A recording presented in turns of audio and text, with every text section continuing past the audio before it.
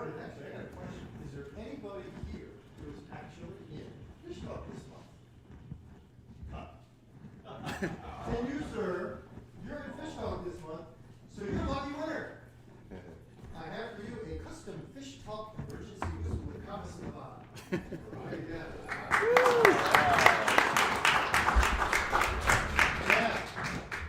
I want to make that offer to every kid in the room. Anyone under 16, raise your hand. Okay, we got 1, 2, 3, 4, 5, 6, 7, 8 of you. I did not come prepared. 90? I did not come prepared with 9 emergency custom whistles today, but any of you all, take a picture, holding up a fish, big old smile, I like a big smile, email it to me, lenny@fishtalkmag.com. It's right in here on the set, my email's right in there. Send me that picture, and let me know your snail mail address, and I don't think I have that many whistles left, but you will win a FishTalk prize, okay? I'm committing to it right now. Any kid here today, just take a picture, I will send you a FishTalk prize. Alright, so, we are going to talk about rockfish in 2025, which of course is a very changing fishery these days, and then some other fish that we can catch because the rockfish fishery is changing so much. I've been fishing for rockfish on the bay, well, fishing on the bay as long as I've been able to walk. For rockfish on the bay, since the moratorium was taken out of effect, I did bring along some of my books, and I do have one specifically on rockfish. I have my Chesapeake guide, if anybody's interested, and come up later, we can talk about it. But the changes we've seen in the last few years are just utterly enormous, right? And Christmas Day, that's what happened on my boat. I took my boys out Christmas Day. They were both in town for the holidays. These are pretty fantastic, beautiful fish. And if you read FishTalk, you probably notice that there's a pretty good number of these being caught. But I want to warn everybody not to let that fool you. Because what's happened is there used to be lots and lots of rockfish up and down the coast, right?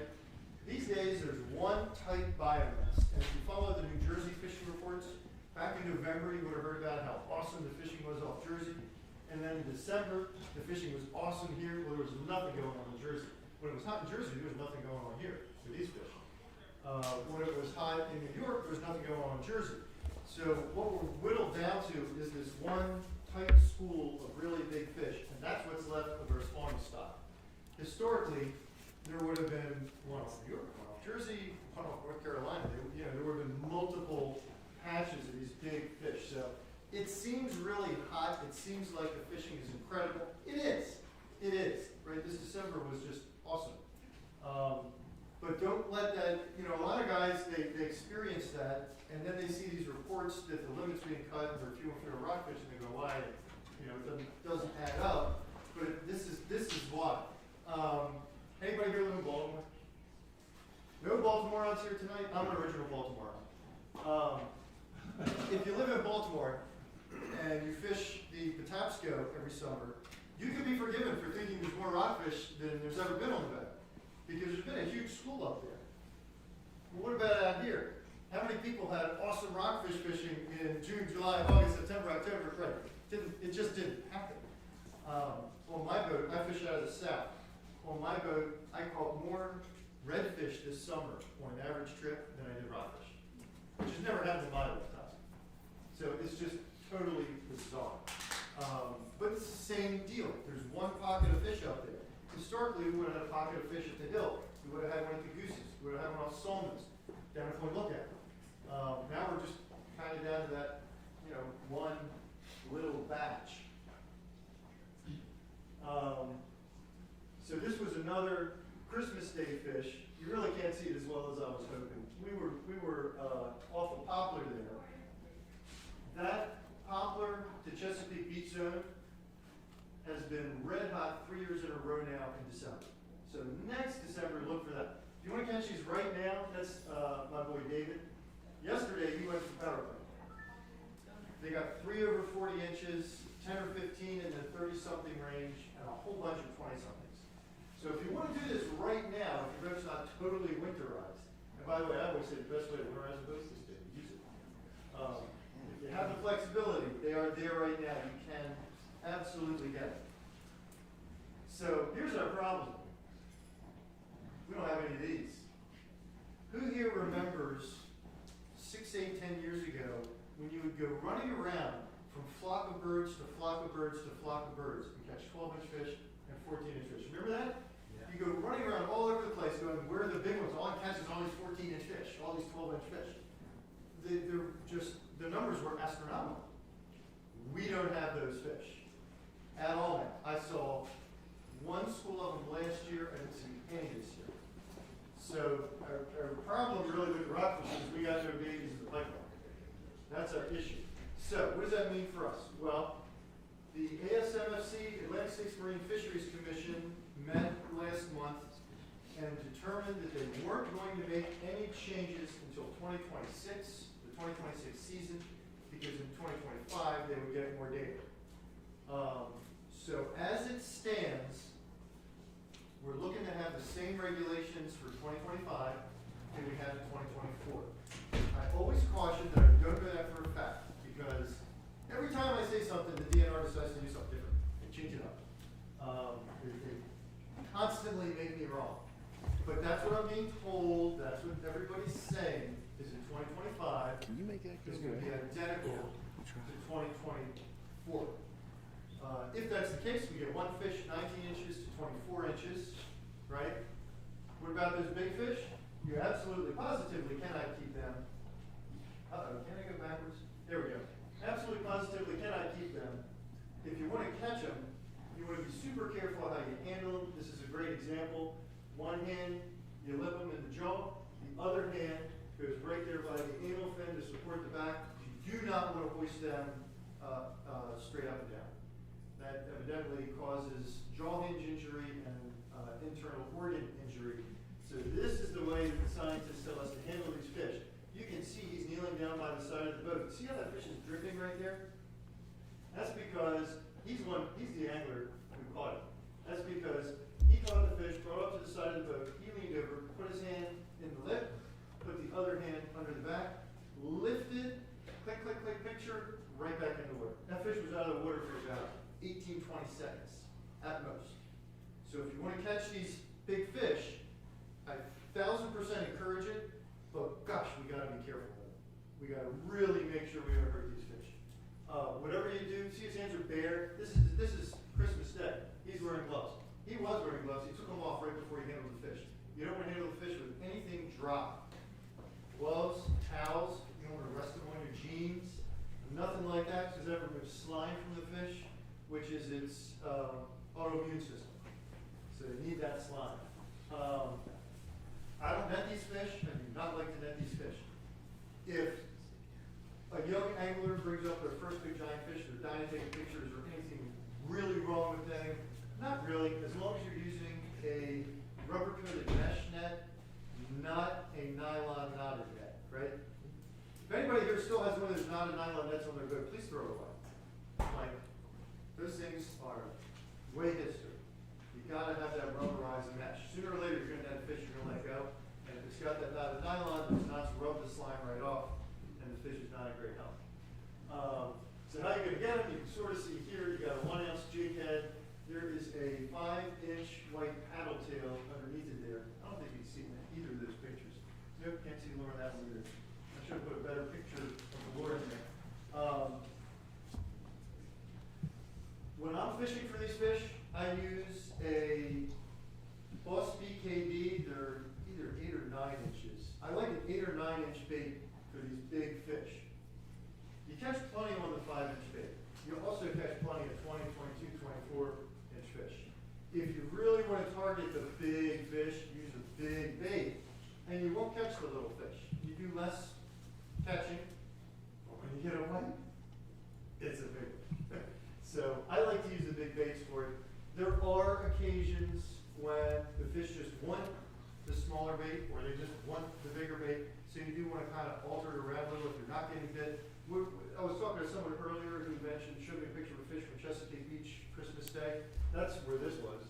This one was popular. That's where the other one was. That day there were about 30 boats working those fish, And every time the birds came together, it was like off to the races, right? It was really chaotic all night. When you're in that kind of situation, it's honestly best to get away from all those boats and look for other fish. They do drive these fish down really, really rapidly. When you get on them, you see them on the meter, you see some birds, and you get in there and see them. You want to throw that bait out, let it sink all the way down to the bottom, and as it's sinking, this is critical for these big kind of fish.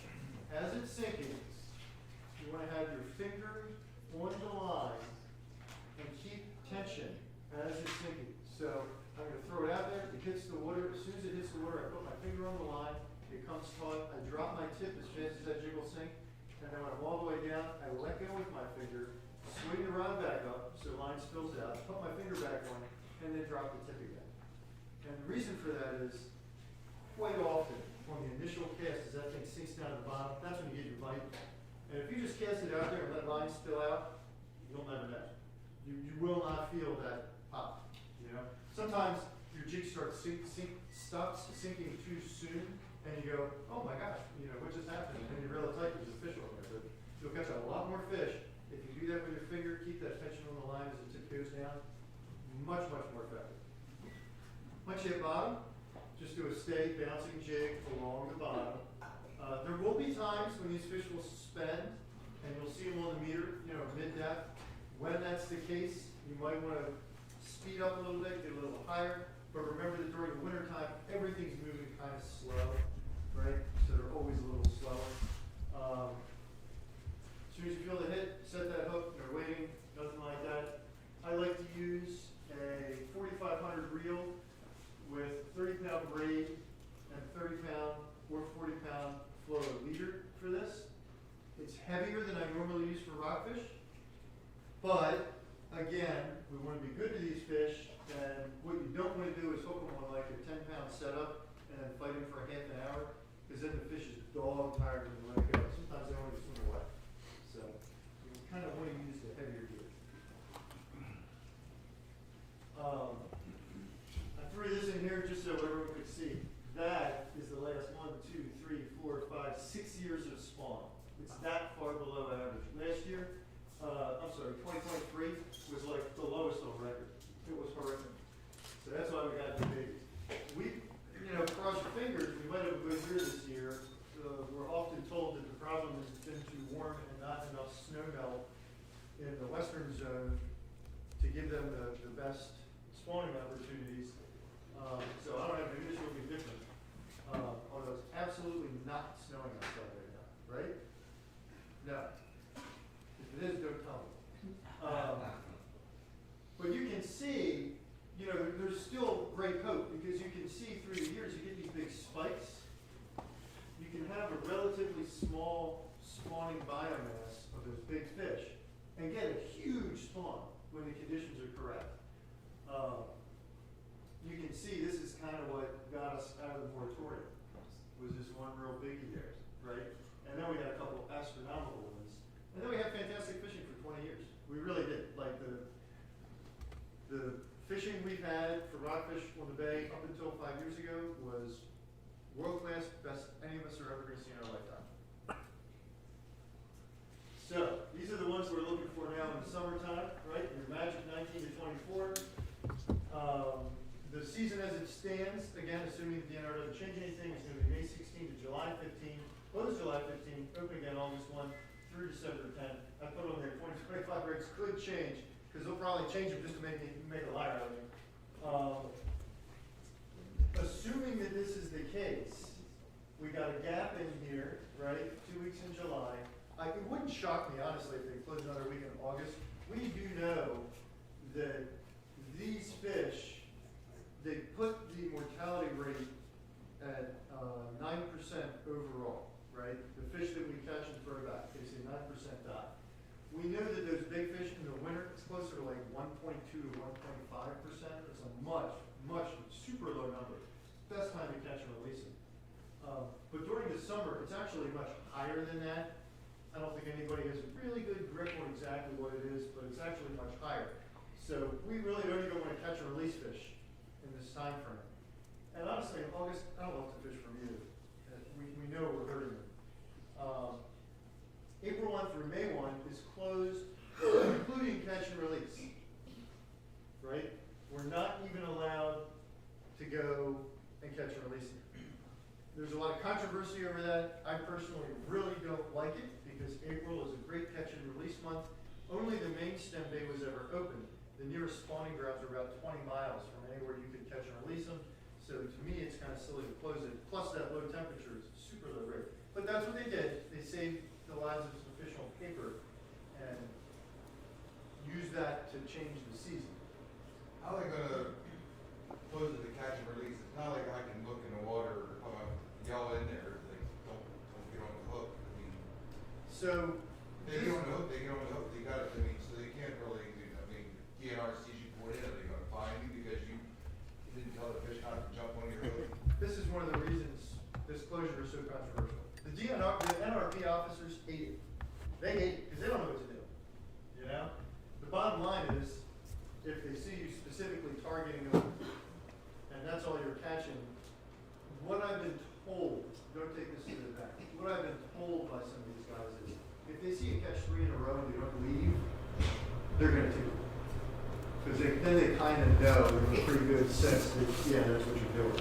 Yeah, 'cause I'm here for him. He's more than fish than I am. Me, I'll just throw some bait on and throw the hook out and whatever I catch. I don't hurt anything. Yeah, that's what I've been told. Can't, you know, there is no letter of the law with it. It's very hard to determine. I know plenty of folks who are still fishing for them. I'm not going to do it because I'm going to try and adhere to all the rules and regs, but, you know. What is their theory as to keeping the smaller ones and letting, and not be able to keep the big ones? They spawn and produce more offspring? You mean with a slot limit? With a 19 With the size, yeah. Yeah, that's exactly what it is. So the redfish fishery, which was destroyed 30 years ago, and today is really good, they took that tack. They used a slot limit to protect the reds. We took the closed season, open season, right? We had a moratorium for 5 years.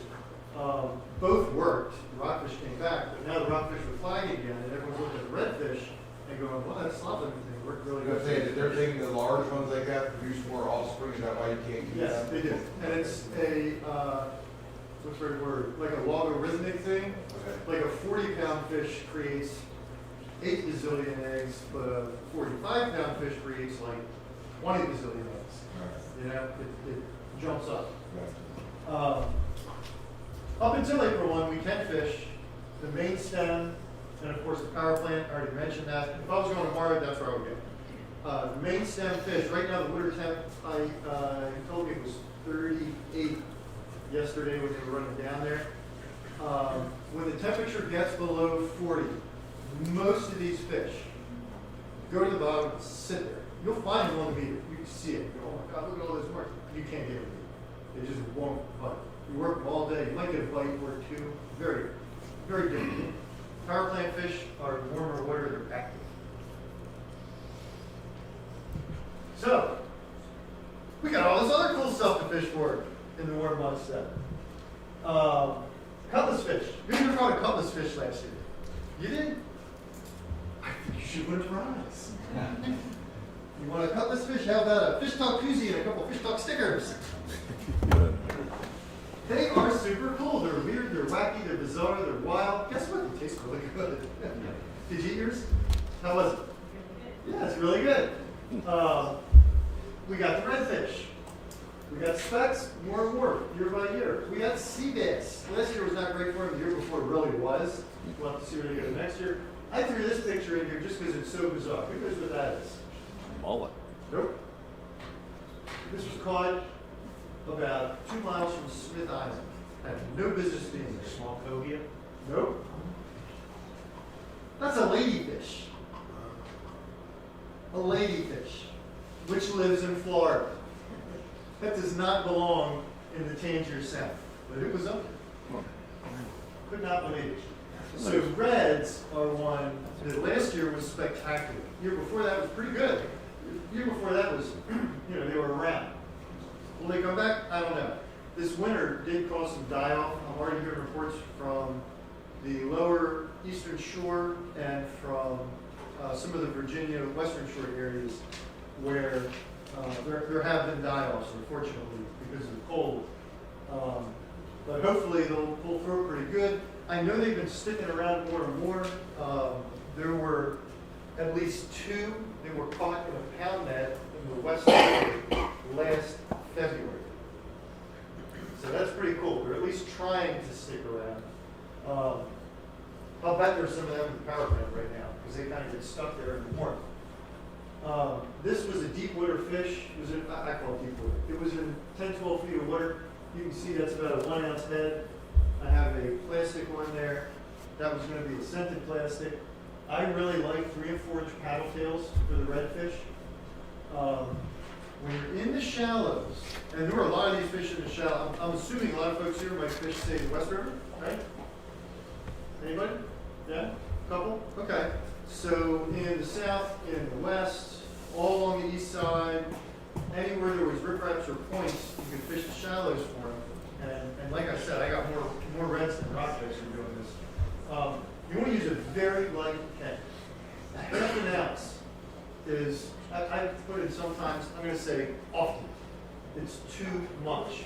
You got to work the bottom super duper slow. And these 3 and 4 inch paddle tails, you want them to just do these tiny little hops and then sink kind of slow. So you use anything larger, it sinks too fast and you end up snagging stuff at the time. 1/4 ounce, 1/8 of an ounce, even a 1/16 of an ounce sometimes is going to do you better. In the deep structure, where you're talking 6 to 15 feet, the redfish really like deep structure. If you can find a rock pile, a wreck, one of the artificial reef sites out here, you need a heavier head for that, a half an ounce to 3/4 ounce. I hate it when I have to use a 1 ounce head. Sometimes you got it, but I hate it. It just falls quicker than they like it. I like that slow fall. Small spoons, small jigging spoons, like a GI jig Rainman is really good for that. That's when you know. Yeah, it's a really good one for it sometimes. The plastics, I like scents for these fish. I think you get, I don't know, 20 or 30% more follow-up hits.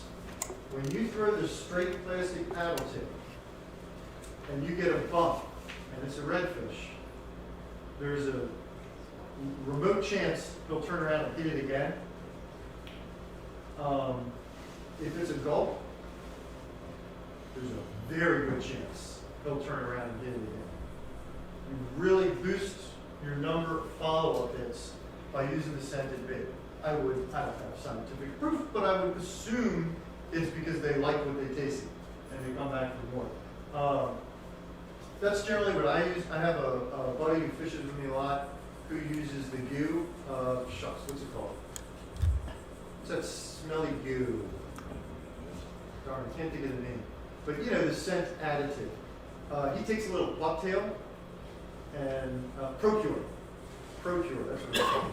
He takes a little bucktail, smears it all over the bucktail hairs, and then puts on regular plastic. And that's good for like, I don't know, 15, 20 casts. He does really good with that. So where are you going to go? Like I said earlier, I fish the south. It's, it's where I live, so it's just where I go most often. Do a lot of late afternoon evening trips in the summertime. These are all spots where we had good redfish action last year. A couple of things you'll notice in common: small outlets, right? They love those. Anything that drains, they love that. Points, you can't see it on here, but there's riprap on most of these, not all of them, most of them. And piers. And you certainly can't see it on here, but if anybody knows Turkey Point, there's probably 20 piers along there. There's riprap in between several of the piers. And it's tough to fish in a big boat because you got to get in between the piers and cast up to the riprap and cast to the pier pilings on either side of it. But if you get in there and do that, it's very effective for these fish. Kayak anglers do really well with that because they can really sneak in there with a kayak. But those are the kind of spots you want to look for. Same thing on the eastern shore. You can run across to the chop tank. Same exact kind of spots, these little outlets, riprap, and points. All very, very good. I was shocked at how many were all the way up to Aberdeen last year. We had some 8, 9 redfish days, and I'm talking running up there, work till 4, you know, and then run up fish till sunset. I was blown away by how good it was. Cobia. Who here does not want to catch a cobia? I'm glad you didn't raise your hand because I was going to ask you to leave. These are some cool fish. These are like spectacularly cool fish. For my money, they're the most potent fight you're going to find on the Chesapeake Bay. I'm pretty darn sure that's true. Added bonus, they taste really, really, really good. Good. Yes. So I wasn't going to do it today, but I'm going to give you my quick, unbelievable Florida fish camp cobia recipe. Cut it into chunks, take mayo and blue cheese and mix them 50-50, slather it all over the chunks, put it in the oven, and it turns brown and bubbly on top. Oh my God. Incredible. It sounds really weird, but it is so good. Very limited season for these fish, June 15 to September 20. Most years, not all, but most years, this really should be more like July 15 because they just don't work their way up to us all the time quite that early. Some years they do. 4 or 5 years ago, I was doing better on cobia fishing off Point Lookout than the guys driving down to the CBPT work. So sometimes they do come up fast, but most of the time, it's going to be July. The number one way, if you've never gone cobia fishing, you're not familiar with it, but you want to hook in one of these fish, the number one way is going to be chumming. You're going to put your chum on the bottom, stick your chum pot all the way down, then lift it up about 2 feet and clean it off so it shakes when your boat rocks. And then baits on the bottom, you want a chunk of bunker, nice big chunk, and live eels. Mix them up, right? A couple of each. Now, the downside here is very effective. The downside here is you're going to hook a lot of rays. Because during this time frame, the counter's rays are all over the place, and they love eating those bunker chunks. Big pain. You just kind of got to weed through the day that we got that one. We caught 3 cobia and probably 30 rays. That's kind of what happens. So be prepared for that. Another good way, if you're not incredibly familiar with going for these fish, is trolling. Get number 2 and number 3 planers and red and pink hoses. You want the big ones, 24 inch. And make sure they're colored red and pink, and also get some red and pink. Okay? People tow the green ones and the clear ones all the time, and occasionally they catch it. I'm telling you right now, 75% of the ones you catch are going to go red and pink. And if you just put them out all red and pink, you're looking pretty good from the cobia's perspective. So, trolling you can do pretty much anywhere the cobia are known to be. You know, the target ship is always one you hear about, often in FishTalk's fishing reports. Just for the record, the best cobia fishing is not at the target ship. You want to go 3-4 miles to the southwest to the humps. There's a live bottom there on some humps. It's a really good zone. And I should have mentioned chumming. What you want to do is you want to anchor your boat in 18 to 25 feet of water, right on the edge of a drop off in much deeper water. So if you look at that channel edge, going right up along the east side, you know, 1 minute your boat's in 60 feet, the next minute it's in 20 feet. You park your boat at the top of that drop off. You want to be right on that edge. 30 feet is usually too deep to chum for these fish. I mean, you can do it, but you're not going to catch as many fish. Sight casting, I put a big question mark there. Why? Sight casting is super duper fun, right? I love sight casting for cobia racing. Nobody?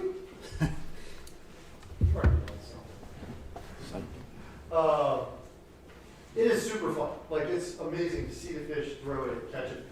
The problem that I have with it, and I do it up here sometimes, but our visibility, our water clarity, is just not what it is way down south.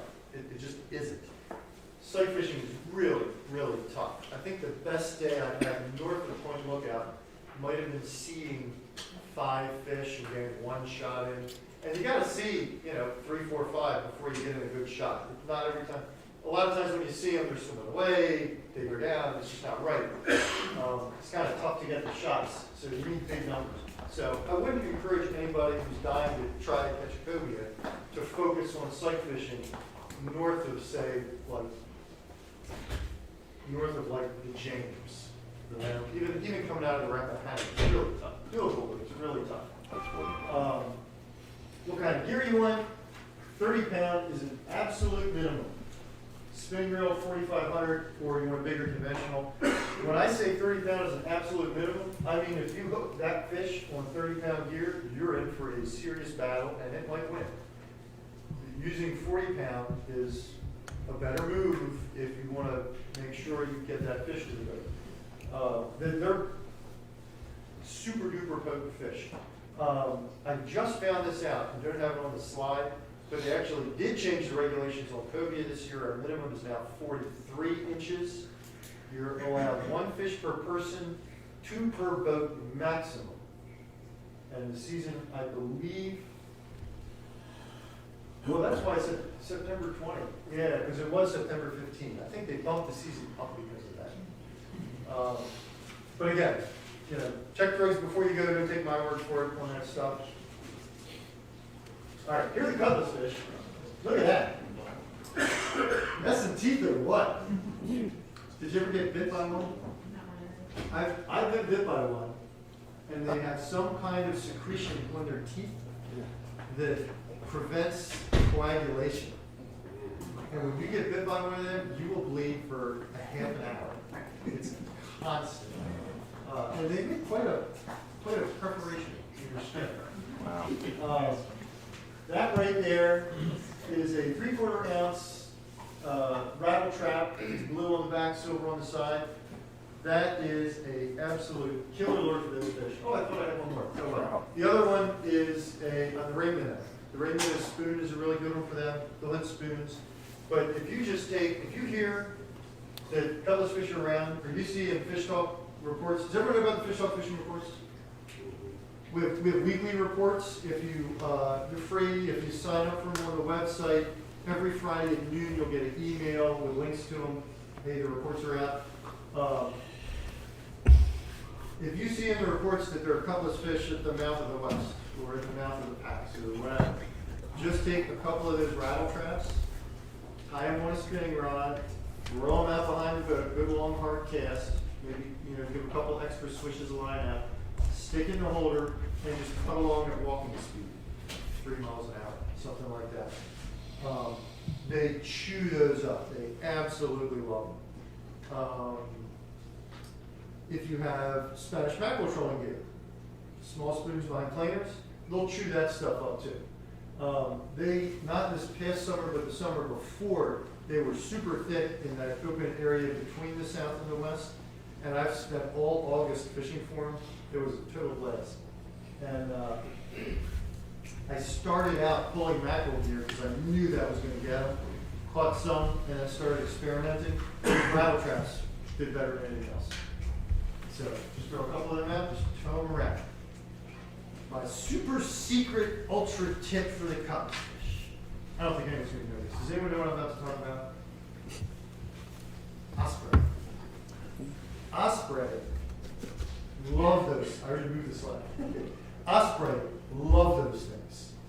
They love them. And when they were off the mouth of the south and the west, what we figured out pretty quickly was there would always be 3 or 4 ospreys circling one area.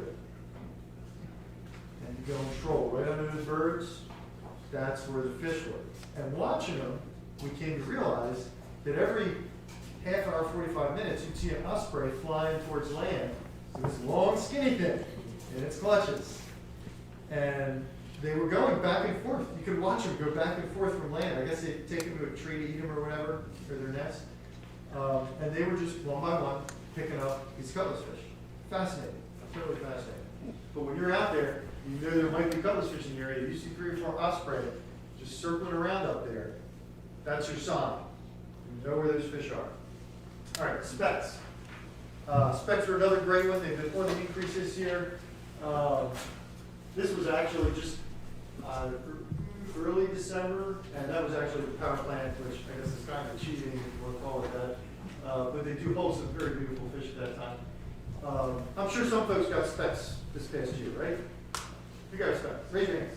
You got one. All right, we already won something. So you, sir, are a lucky winner. What do we got here? How about a Berkeley coal shad?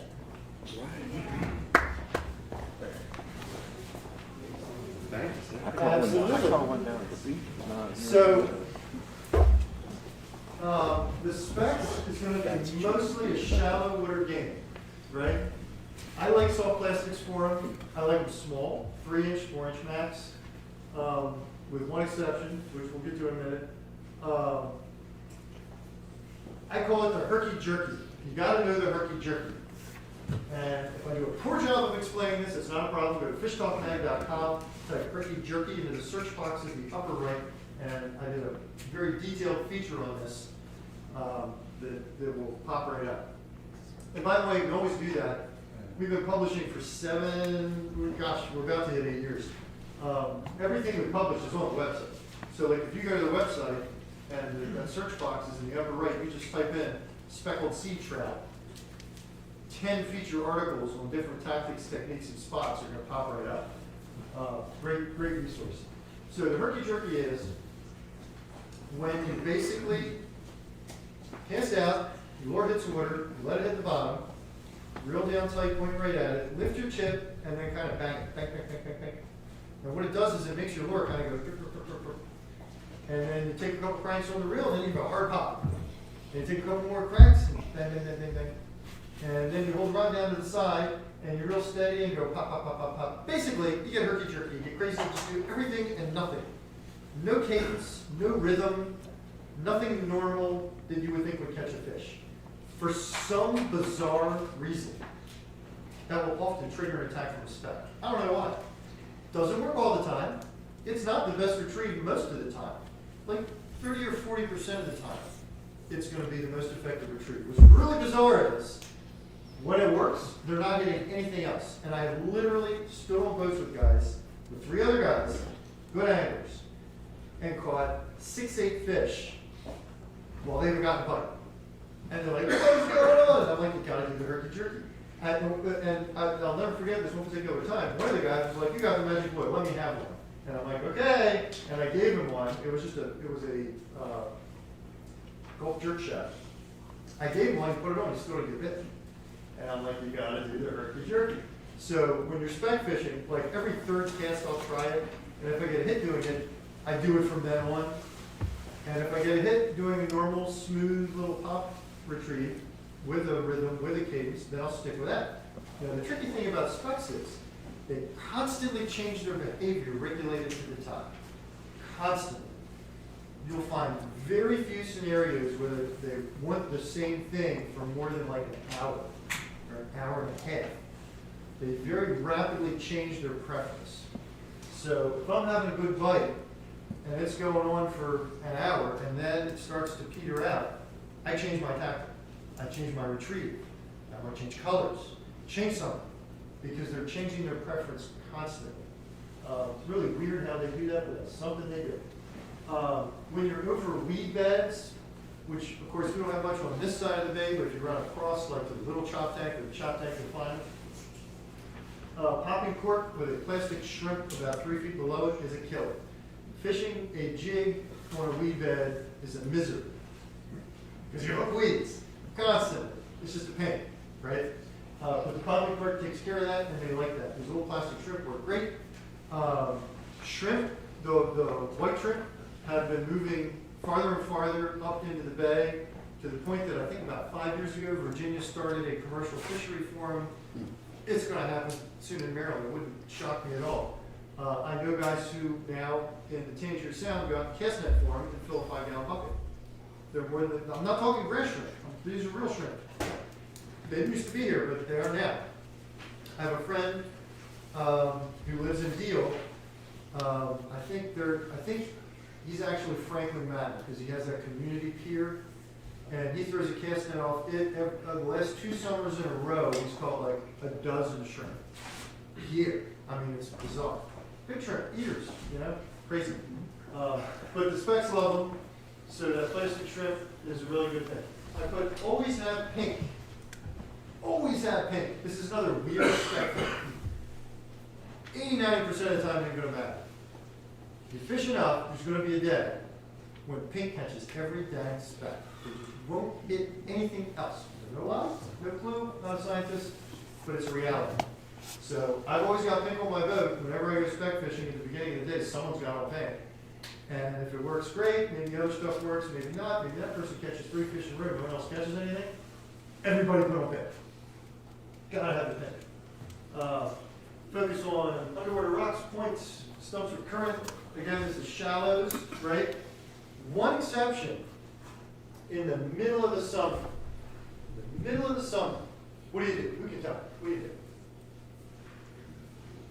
Anybody? Fish Nobody? docks. What's that? Fish piers. Fish piers. That's a good guess, but no. No. In the middle of the summer, these fish will actually move out to wrecks and reefs. And they'll be in 12, 14 feet of water. They stick super close and it's really hard to catch them because if you cast close enough to hook them, a lot of the time you snag. It is not an easy fishery, but you can find them. One in the, oh gosh, I don't know the name of it. There's a wreck in like 14 feet of water, maybe 4 or 5 miles southwest of Smith Island. And my boy David, who was in one of the earlier pictures, he was fishing with Dylan Waters, our reports editor, and they caught like 20 one day. Because like all the specks had abandoned the shallows, it just got too hot. And they were all just sitting tight on this wreck. So keep that in mind for the specks. Flounder. Who caught a flounder in the bay last year? I know someone did. He did, back there. Back there. Raise your hand. Oh, you caught a flounder? You gotta win a prize. What do we got in here? How about a gulp boga? Gulp boga, here you go. You're a lucky winner. Congratulations. So flounder, you know, I remember when at the height of the rock fishing, in the, I guess the early 2000s or so, I never went for rockfish because I would go flounder fishing and catch my rockfish by accident because there were just so many dang rockfish. And the flounder fishing back then was really good. I would hope to go home with 5, 6 fish in the cooler, maybe get one over 20 inches, you know. It got worse and worse and worse through the years. Now, the last 4 or 5 years, we've seen lots of really little flounder. If anybody, someone probably caught them by accident, you know, fishing on a reef or something, or perch fishing, you catch them. The year before last, I took home a couple keepers. Last year, I took home several. I don't know, 5, 6. And you can see that's a nice flounder, right? That was, oh gosh, where were we that day? We weren't south of the Patuxent. We were not south, we were north of the Patuxent for sure. And I think that day we got 3. Probably caught 20 undersized at the same time. But we focused on them, and you know, they're there. I like to bounce jigs on bottom. It's not the traditional way to do it. Traditionally, you take a fluke killer rig, right, put a minnow on, slice a squid, the squid minnow sandwich, drag it across the bottom. I'm sure that'll work fine in the bay. I've kind of transitioned to jigging, and so I normally do it with a jig. A couple odd things about that. I really like the split tails for that. The 4 or 5 inch chartreuse gulp jerk shad. It's a straight tail with a little Y at the end. They work really, really well on the flounder. Really well. Paddle tails will hit, but I think they just they don't have that same sinking action that the flounder like. And twister tails, for whatever weird reason, you just don't catch as many flounder all week in this form of fishing. Now, if you're drifting the wrecks and reefs offshore, you're putting on the big gulp twister tails and just dragging it. That works like a charm. I haven't tried it today. Might work like a charm today. But you know, when you're jigging, look for those with that little Y tail. They love that. When you miss a bite, keep bouncing. Keep if you miss a bite when you're jigging for flounder, gosh, don't stop. these fish will hit the same jig 5 or 6 times in a row. Now, if you stick them with a hook and then they fall off, they're not going to hit you. But they have very sharp teeth, right? They feed in a very different way than many of the fish we fish for, right? They have very sharp teeth, and what they do is they grab their prey and they just chomp, and they shake their head like a dog shakes a toy, right? Like because shake a little animal, break its neck. That's what they do. They will actually take it down to the bottom and do that and whack it into the bottom over and over and over again. They do that until the minnow or small fish or whatever stop struggling, and then they eat it. So when they miss a hit, they don't feel the burn of that hook. They just think it got away from their teeth, and they'll go right back and try it again. And they'll bite that jig anywhere, not like a rockfish that sucks it in head first, right? They'll just bite it anywhere. So often they'll miss that hook. And you'll feel that tug, and that hook's gone. Immediately drop that tip, drop it back down, and start popping again. Because they absolutely will come back and follow.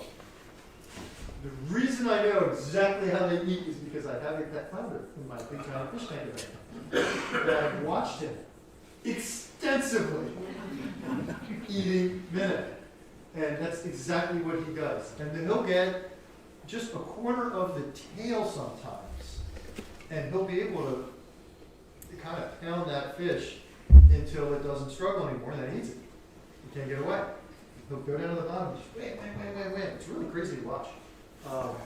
But they'll come back. They'll come back. So don't stop. Excuse me. You said you caught flounder, most of them south of here?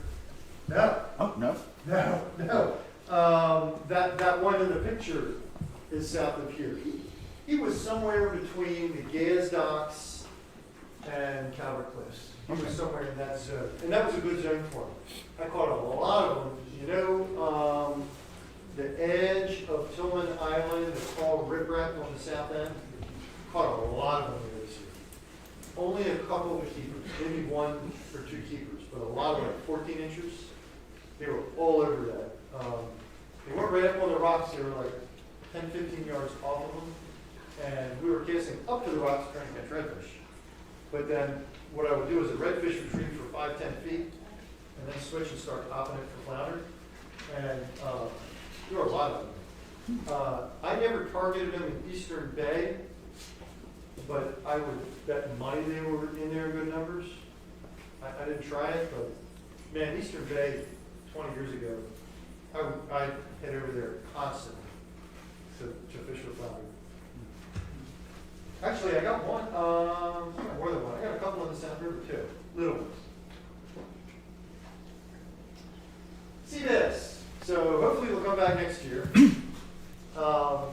This is a real oddball because as long as I've been around on beds, you've been able to catch sea bass here, right? They show up. They just show up at weird times and weird places. But they're all like 10 inches long. You never catch a keeper, right? And in the fall of 2023, we were going out and targeting them reliably and coming home with 4, 5, 6 keepers a trip. In my book, pretty spectacular for sea bass in Maryland waters on the bed. Anyone else target them in the last year or 2? You did? Guess what? I still got some booze in there. I think you're a lucky winner. Well, actually, it was my wife, but Oh, well, she's a lucky winner. You gotta give it to her. How about a couple of floaty jigs? they were Those are real good for the keepers planet. too. Excellent. So these fish are super duper structure oriented. They're going to be at the reef sites. I put the Stone Rock on there because it's kind of an old reliable place for them, and wrecks. Now the reef sites, when you pull up, you can just Google Maryland Chesapeake Bay reefs, and they're all marked out. They're on your truck bodies, the boxes. There's the one at Tillman. There's the one at Cedarhurst. I think there's one right outside here, isn't there? Right out of the mouth of the creek somewhere. Yeah. All those reef sites. People were asking me where to go the year before last when they were super hot, and I was like, just pick a reef, any reef. They were on all of them. Like I said, last fall was not nearly that good, but the reef sites are really, really awesome for them, and it's super easy to fish for them. That's where those rain minnow in his hand. And what you can't see from the fish's mouth is there's a little piece of fish bites on it. Everyone knows fish bites, right? I think they're the greatest things in sliced bread. You know, you don't have to, the blood where blood doesn't squirt everywhere, and the bunker juice doesn't get everywhere, the crab goo doesn't get everywhere, they're just little strips, and you cut them and you stick them on the hook. Lo and behold, fish really like it. Who knows why? But they work. The shrimp flavor and the blue crab flavor I have found excellent for the sea bass. Can't tell the difference between the two. And I got so curious about this one day, and we have a video on this at our YouTube channel. We actually filmed this. One day, we had, I think, 6 people on board. We fished fish bites versus squid, the old traditional sea bass bait, right? And we had a bag of cut squid, and we had the fish bites, and each angler switched back and forth between them, so it wasn't angler dependent, you know. So really scientific, but basically it kind of was. And we found it absolutely 50-50. It did not make one iota of difference if you were using real squid or chucking fish bites. So the stuff totally works. Grab, if you want to go to the sea bass, get a couple right minnow, grab a bag of those, stick them in a drawer, and then when you're on one of those reef sites one day, try them. When the water starts cooling off, late October, early November, they don't like warm water. They shift away from those reefs pretty rapidly. You won't find them in water under maybe 40 feet at that point. But there are several wrecks out here in deep water. There's a barge midway between where we are right here and the stone rock. If you drew a line, I bet it would go right over it. And it's chart. It's on your chart bottom. That barge is in, I think, 60 feet of water. And that is a great spot for these fish late season. You might need to tie those jigs in tandem. If there's a strong tide, it can be hard to drop down and stay down. And by the way, they don't love a strong, it's one of the weird things about this fish. They don't love a super strong tide. They kind of like it when the tide's pretty slack. So if you don't get any bites and you see your operating is going to slow way down by the tide, you know, that can be part of it. It's very tough to do this if you don't have spot lock, right? Who here's got the trolling motor on the back?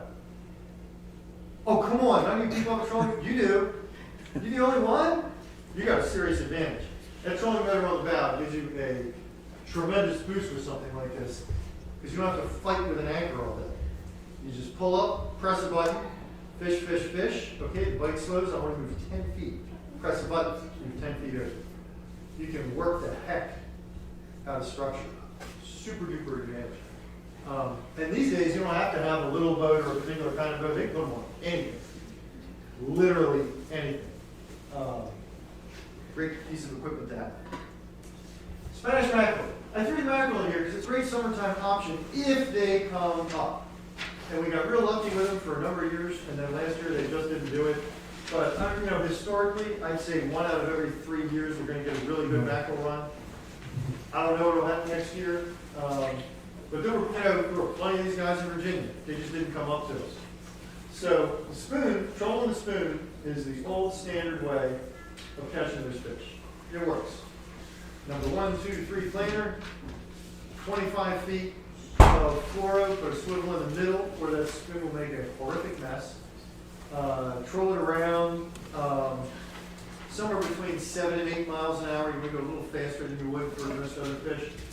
And we actually have a feature on the perfect mackerel speed by a guy I call Max Speed Walk, because he came up with this. He's an engineer, and he actually came up with a formula that takes into account the water temperature and tells you the exact perfect mackerel trolling speed. And it works. It's crazy. Many of us have tested it at this point. Again, go to the search box, type in Max Speed Walk, and pop right up. However, I rarely, if ever, troll from him anymore, because that is, blanking on his name, him and his wife had a little tackle company, and I took him out one day, and we had mackerel breaking water, so we stopped trolling. I tied on, probably right now, some little spoon to throw it. and they tied on popping corks. Popping corks with 4-inch paddle tails that were, I don't think they were Z-Man brand, but they were that style of plastic that's bite proof, because those are very toothy fish. And I'm thinking, what are these people doing? And they were lighting it up, kicking my butt, making me look horrible. I caught like one fish to their 4, and I'm like, all right, give me a popping cork. Turns out that a popping cork rig is highly effective on mackerel. Now, you don't want to do what you do for reds and specks in the shallows, right? That's a cast it out, pop, pop, pause. Pop, pop, pause. Pop, pop, pause. None of that. You'll mackerel around, you'll throw that thing as far away as you can from the boat, and then crank it back as quick as you can while pumping the rod and making it pop, and never stop. And I guess the noise and the action of the popping cork gets their attention, and then they get into the chase on that paddle tail. Very, very effective way to do it. Super duper effective. All right, so those are the main species most of us are going to get to go for. Most of the time, we got white perch. You know, that's kind of a status quo for us, so I wasn't really going to talk a whole bunch about it, but we can, if anybody would like to. Bluefish, you know, they'll pretty much bite anything. You dangle your finger in the water, they'll bite your finger. Guaranteed. So it's not like you really got to work a lot for them. Croaker, I hope they come back. They do seem to be rebounding a little bit, but, you know, it's still nothing like the numbers we saw in years past. Bottom fish, pretty easy to deal with. Sheep's had a really interesting one. I see in the back somebody with a St. Mary's College sweatshirt. Yeah. I'm a St. Mary's grad, and I did archaeology down there, and the most fascinating thing that I found was in the shell bins, when we dig up these pits from the 1700s, they were loaded with sheep's head teeth and bones. That, back then, was everywhere in the St. Mary's River. Nowadays, you never hear that, right? So it's pretty crazy. Some kind of environmental shift, who knows, whatever. But these fish are returning to our waters. And the fishing in Virginia for them is great. The fishing in Ocean City for them is great. I mean, spectacular great. And in the last couple of years, they've started showing up at the wrecks and the reef sites in the Tangier. I know a couple guys who caught them off the target ship itself last year. So they're steadily working their way up. There's some possibility that they'll continue doing so. We'll have sheep's head to play with, you know, real soon here. I hope so, because they are super duper tasty fish. What do you use for croaker? Croaker? So personally, I would use either bloodworm or squid strip. I'll back that up by saying the fish bites bloodworms were great. I can't tell you that I've ever intentionally tried to target croaker with the fish bites, so I don't want to say something that I'm not sure about. You know, Fish with the fish bites, and that's all they call them. really? Okay, good. There we go. Fillet fish. The fish bites eat the croakers. Did you catch any big ones or all little guys? Everyone finds it decent size. I'll second the fish bites on the croaker. Yeah, okay, good. So fish bites croaker, thumbs up. Yeah, you know, historically it was a squid or bloodworm, so it makes perfect sense. And that what he saw is exactly what I've been seeing. Like 3-4 years ago, you saw a bunch of them this big and nothing bigger. Then last year you saw something like that, and then this past season you might get a keeper here and there, but it was mostly throwback. I know to feed my flounder, I'll often pull a seine net and collect a bunch of little fish.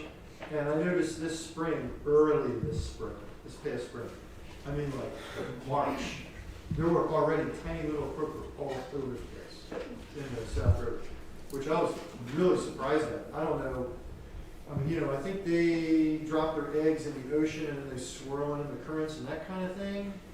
Not the scientist on it, so don't believe me, but I think that's what happened. So I guess those little tiny ones just get swished up, but they were all over the little teeny spot too, tons of them. Really hard to tell them apart when they're that big. And you can keep the spot and feed them to the flounder, but you can't feed them the croaker. So. I heard so many theories, theories about the croaker disappearing. Why? What's the real story behind that? I've heard some doozies. If anybody tells you they know the real story behind that, I would immediately suspect their motive or actual depth of knowledge. Because even the science guys I've talked to at the DNR go, we think, but bottom line, nobody really knows. I'll tell you the one that I heard was we had earthquake about 7 or 8 years ago, and they said it busted their bladder or something in it, and it sounded ridiculous, but they had me. I haven't heard that. But they were bombing out before that earthquake. They were declining. But you know, one of the things, croaker and weakfish are pretty closely related, right? Biologically. I didn't put a weakfish in here. I was looking at some pictures. I almost did. Because the weakfish are the same thing. They bombed at the same time. They just disappeared. And they seem to be slowly coming back. In the last 5 years, I found them in Ocean City's Back Bay in good numbers. Found them in Virginia in good numbers, including some keepers. Not many real big ones. But their numbers are definitely on the rebound. Right. And I always find this fascinating. In my lifetime, I've seen the weakfish go through 3 boom and bust cycles. We had it really good when I was like 12 or 13. I remember my dad taking me out, we'd catch 10-pounders, gum thickets. And then they disappeared. And then in the 2000s, early 2000s, we had it really good. And then they disappeared. So they're this boom or bust fish. Croaker are the same way. And when I was researching an article for this, I found a cover of Sports Afield magazine from 1956. And the tagline on the cover was, it was the weakfish. Oh, you're talking about The weakfish are gone. And there was this, in 1956, they thought the fish were all gone. But it's the same thing with the croakers and the weakfish. They go through these big cycles. There's a lot of chatter about the netters in North Carolina catching all the babies. I have heard commercial guys here say, I guess we caught them all, because they caught just such tremendous numbers at different points. Bottom line, who knows? Nature, fish, weird stuff. You think that all the big fish that be taken from the bay definitely affecting things? It certainly has an effect. It's got to have an effect. As to what exactly that effect is, again, it's but that said, interesting little mathematical calculation. If you take their quota of bunker that those Virginia boats take out of Chesapeake every year, and you figure out the average length of a bunker, they take enough bunker out of the Chesapeake every year to encircle the globe 5.5 times. Yeah. That's how much bait they take out. That's omega, right? That's omega. Yeah. So, I don't care what planet you live on, you can't claim that doesn't have something. Yeah. You just can't. Now they do, right? They say it's perfectly fine when I heard the thing, but No, that's not. yeah, you gotta be nuts to look at the scope of what they're doing and think it doesn't have an effect. Just crazy. So we hit on the main fish I wanted to hit on. What do you guys want to hit on? What have I covered that you're interested in? Drum. Drum. Yeah. Flax. Black drum. Cool fish. I used to have one in my fish tank. It was the most curious fish I've ever had. Dog would go walking through the room. He'd swim over the tank. Trying to watch the dog. But since you came up with the first question, you sir are a lucky winner. I have for you a sunglasses wifey thingy and a pair of curtains. Oh, wonderful. Thanks. Absolutely. So, black drum. We used to have what I would call the most spectacular run on the East Coast at Stone Rock every year from mid-May until mid-June. It was compressed somewhere in there for about 2 weeks. And there wasn't a fish there, I mean, there were a few, but there were very few fish there that weren't like 60 to 90 pounds. Yeah, it was insane how big they were. That busted up, I don't know why. It's tough to target them in this area. If you really want to target them, you got better luck going south, although it is changing. We caught a 19-incher in the South River fishing for redfish last year. The one reliable way to get them that I know of in our area here is actually the airplane route. You know the airplane route? So they gave it a different name now because the CCA put some recalls on it. Chop Tank River, does anyone know what the official name for that is now? It's on your charts. Where the airplane wreck was and all the reef balls are, shucks. If you look at the Chop Tank River and you draw a line from Black Walnut Point to, what's the name of the point where the line is? Dang, someone help me out. What's that little point in the Chop Tank that has a tiny little island off of it, right now? Everybody, Cook. Cook. It's called the Cook Point Reef. That's what it is. It's the Cook Point Reef. It's on your chart line. Full of structure, awesome structure. Drums show up there sometime in June and hang out well into the summer, like mid-July. And if you put down chunks of peeler crab and just let them sit there in between those reef balls, they will get picked up. Now there's a downside here. There's a downside. Who said rays? Close, close. You will get some rays. Toadfish. That reef is loaded with toadfish. And generally speaking, like if you really want to catch a drum, you better bring like 4 or 5 crab, because you'll go through bait after bait after bait catching toadfish. But then, at some point, you'll just get a screamer, and you'll know it ain't a toadfish. You know? And those are normally big ones, like 40 to 50 pounds usually. And that's something, I go do that at least once a summer. I'll look for them just because that's a pretty cool fish to catch. Other than that, I don't know of anything really reliable. I know some guys caught them. Anybody know what the name of it is? You have Chesapeake Beach and then North Beach, and then there's this little river, not a river, a little cut that comes in. Parker's Creek. Is that Parker's? It's just south of Chesapeake Beach. Yeah. I know some guys caught some, a couple black drum fishing in there last year. Like right in the mouth. They were casting for reds. Again, they were looking for redfish. But they caught them right in the mouth.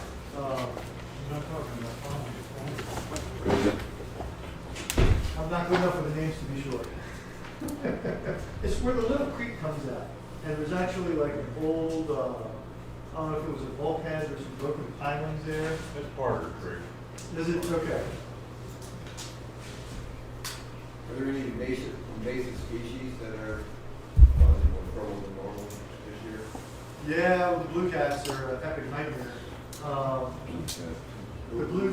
The blue cats, yeah, it's funny because everybody got all up in arms about the snakehead, right? Ooh, Frankenfish. And then it just kind of settled in and became a pretty cool fishery, honestly. And with the blue cats, if you talk to the DNR scientists, they scare them to death because they eat the heck out of crabs, they eat the heck out of clams, they eat the heck out of baby fish. They just eat the heck out of everything. So if you read FishTalk regularly, you will notice we're constantly doing articles on how to catch the blue cats and asking everybody, please take them out of the water. Don't put them back. If you're not going to eat them, A, you can donate them to food banks. I got a buddy who, like, he'll save them up in his freezer and then take them to the food bank. And B, we can actually make a really good garden fertilizer by basically you chop them up, put them in something airtight, put in some water, put in some molasses, and then seal it and let it sit for How do you like get that? 2 months. Blue pen? How do you get the name? The blue catfish. Oh, blue cat. Okay. Yes, the blue catfish. Where we are right here, they're normally not as big a deal. They're more in the rivers, but of course that's where the rockfish and the yellow perch and everything else are going to spawn. So like I fished the Pocomoke the day before yesterday, looking for yellow perch. Didn't find them. We got crappy bass pickerel. We got more blue cats than anything else. And they're a late comer to the Pocomoke. They're all like that big there. You start talking about, you know, the Potomac, the Patuxent, you know, they're huge. And in the Susquehanna, they're now huge. And I get guys up there, I get readers tell me all the time, yeah, you know, 5 years ago they caught a ton like this, 3 years ago they caught a ton like this, now they're catching a ton like this. They grow like nuts. So if you catch a blue cat, please don't put it back. You can. I'll tell you what, I don't like to do that is because you're putting a nutrient load in the water, right? And the bay's over nutrified. They're actually, the smaller ones are really good to eat. They're surprisingly, they got a nice white meat. Like, I'm not a catfish guy, I never liked them, and I've totally come around and done a 180 on blue cats. They're white meat, they don't taste catfishy. You gotta cut the tail and drain them. That helps, yep, lead them out. If you're gonna eat them. Yeah, and you don't want to do it with fish over, it varies by the water weight, basically like 32 to 36 inches, because they collect the heavy metals. And so the really big ones, like any fish, the really big ones, they tell you not, you probably don't want to eat those, but the smaller ones are great. And I'm thinking of positive. Where are the dolphins coming in, and does it have to do with anything on fish? The dolphins? So, we hear a lot of chatter about the dolphins, right? They're cool to look at, but a lot of people think, oh man, they're eating all the fish, right? Here's the crazy thing. This is crazy, but this is true. When I was your age, we saw them all the time. You couldn't go to the chop tank and not see dolphins. Now, we never saw them north of the bridge, but they were all over the place south. I remember really specifically because our boat was way north of the bridge, and it was like a big cruise for us to go south of the bridge. But man, we'd go down to the chop tank, we'd see them everywhere. And then they disappeared. And for like 30 years, nobody saw any dolphins. And then like 5 years ago, they started coming back, and now everybody sees dolphins again. So they didn't just suddenly come in, they just increased that are coming back up. it's, you know what, I don't know. It's really hard to know. And I don't think anybody does. I don't think the scientists know. You know, everybody can kind of take a guess. But they're wild creatures. They get to do whatever they want to do. No rules. They do whatever they want to do.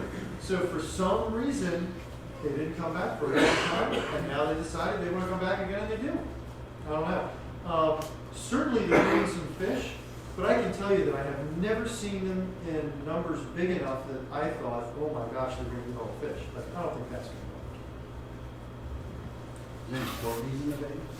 Porgies?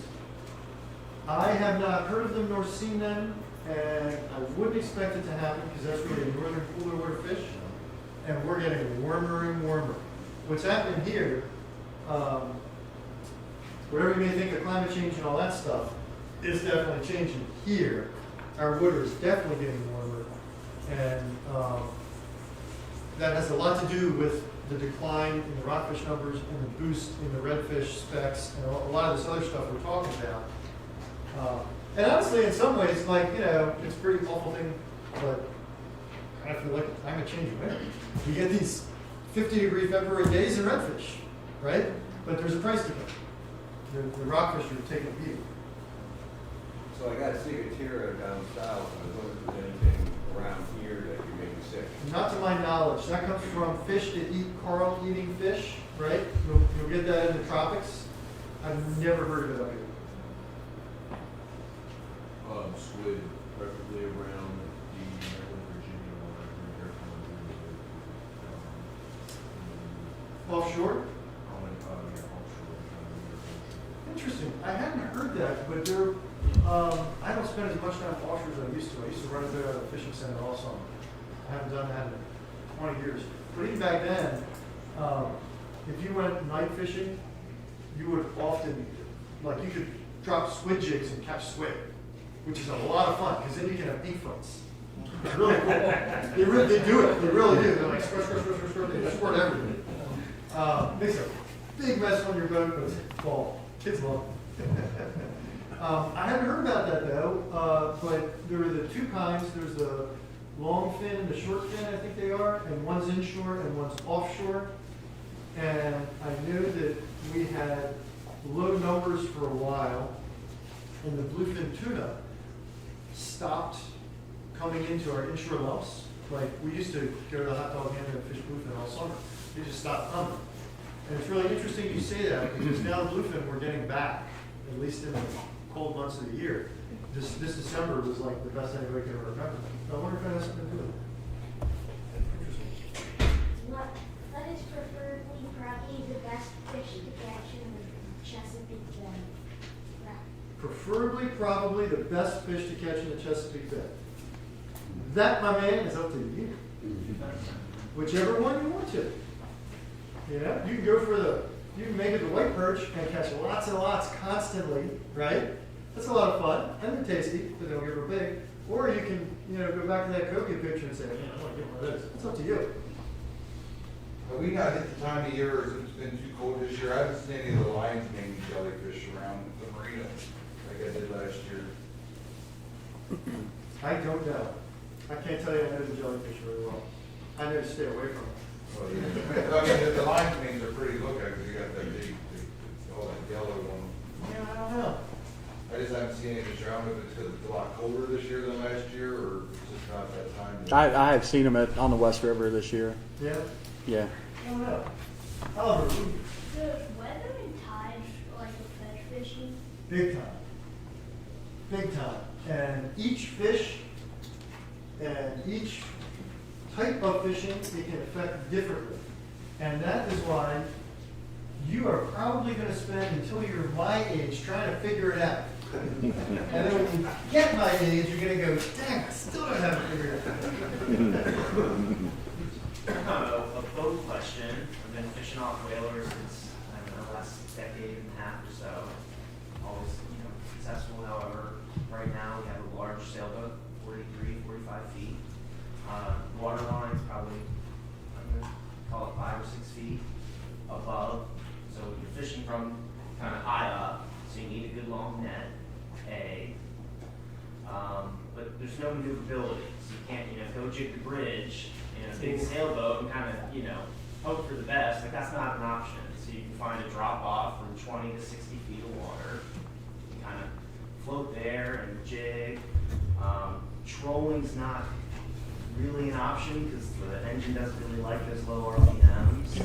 So you can't really go the 2 knots that trolling is good at. So it's kind of going maybe 3.5 knots to 4 knots. It's like fast. And I've ripped through some plastic or auto plastics down in North Carolina here in the Bay.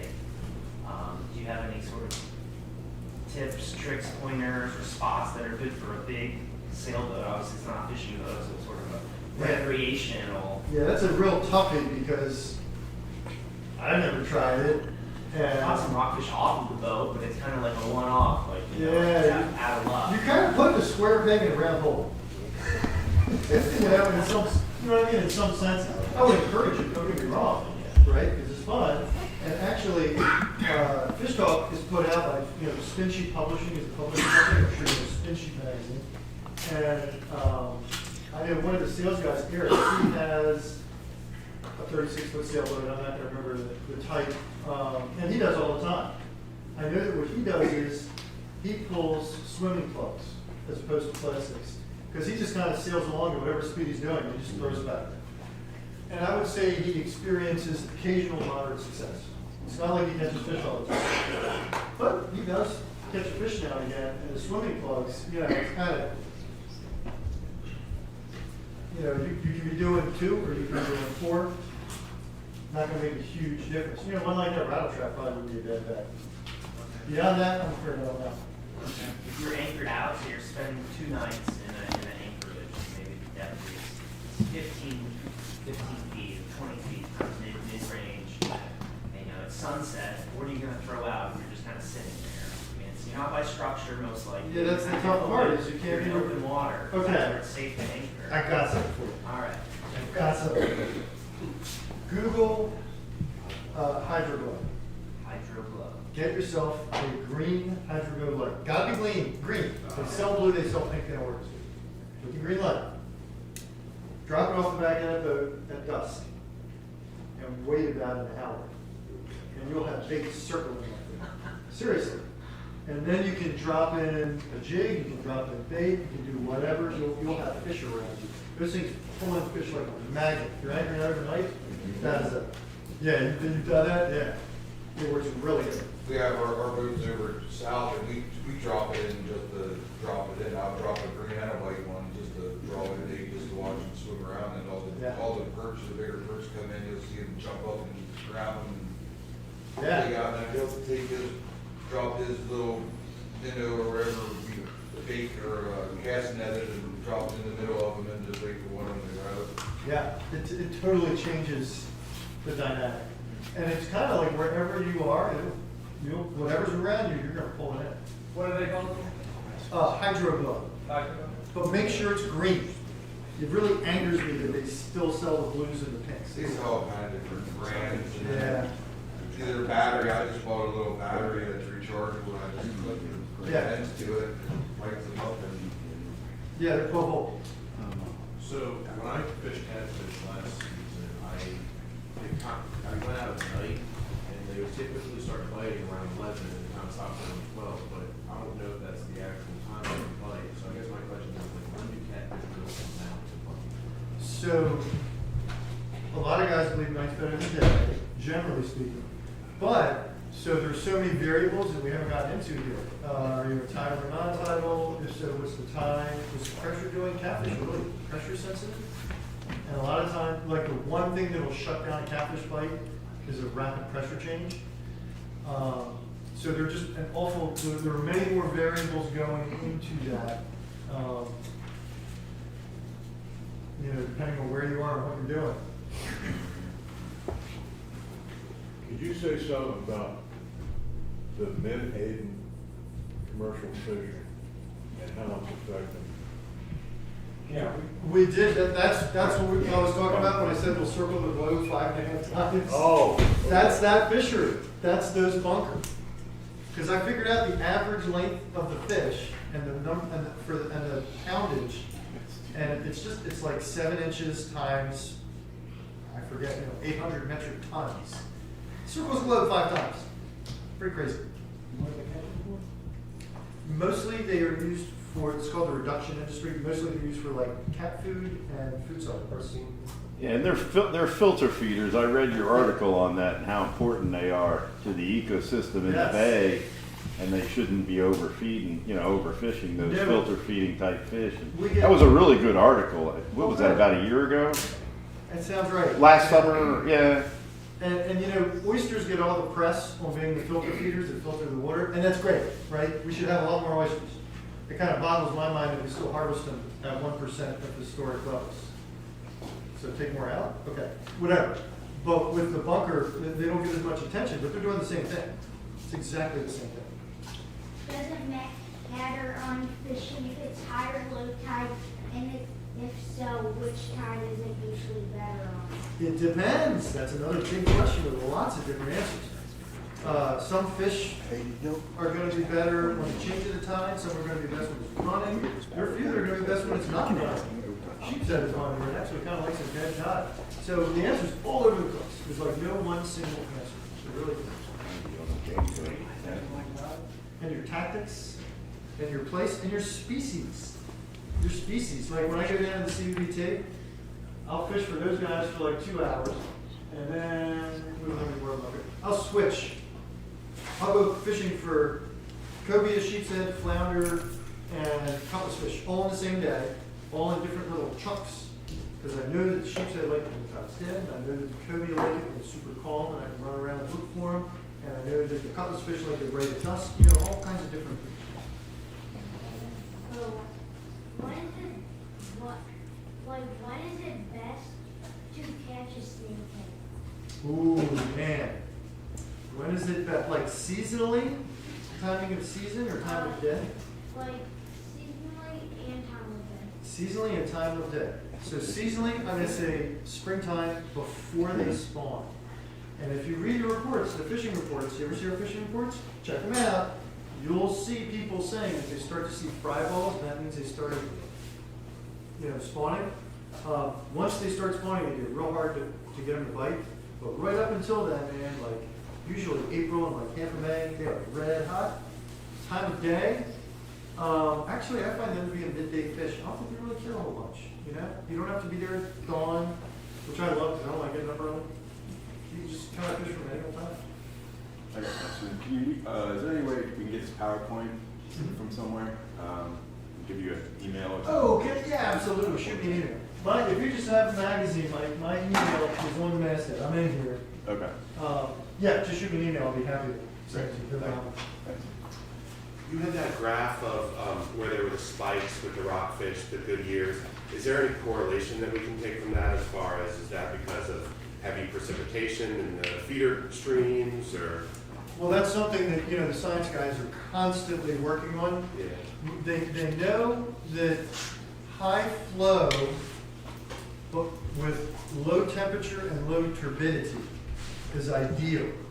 And that's why they say it's best when you have snow melt off, because it raises the water level and it cools it, but it's slow. It's not like a big storm drops a ton of water that then turns it all chocolate brown, you know?